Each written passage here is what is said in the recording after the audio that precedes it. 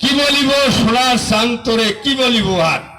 যেই পথে আইলি গেলি সেই পথ কেন নাপাক বললি ওই বস্তু রাখলি কোন জায়গায় গণতন্ত্রের দোহাই দিয়া কাঠিং ফিটিং এর মধ্যে বাংলার মাটিতে ফ্যাসিস্ট আওয়ামী লীগ ক্ষমতায় এসেছিল আর বারবার ওই ক্ষমতার লোভীদের সাথে ওই জাতীয় বেঈমান জাতীয় পার্টি লেলিহার শিশার মতো রেগে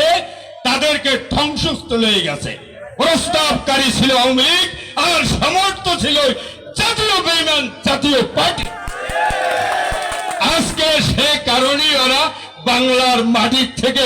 চিরতরে আউট হয়ে গেছে কি বলিব সোনার শান্তরে কি বলিব আর যেই পথে আইলি গেলি সেই পথ কেন নাপাক বললি ওই বস্তু রাখলি কোন জায়গায় গণতন্ত্রের দোহাই দিয়া কাঠিং ফিটিং এর মধ্যে বাংলার মাটিতে ফ্যাসিস্ট আওয়ামী লীগ ক্ষমতায় এসেছিল আর বারবার ওই ক্ষমতার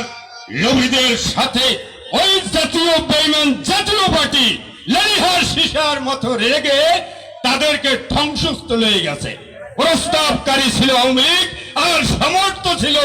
জাতীয় বেঈমান জাতীয় পার্টি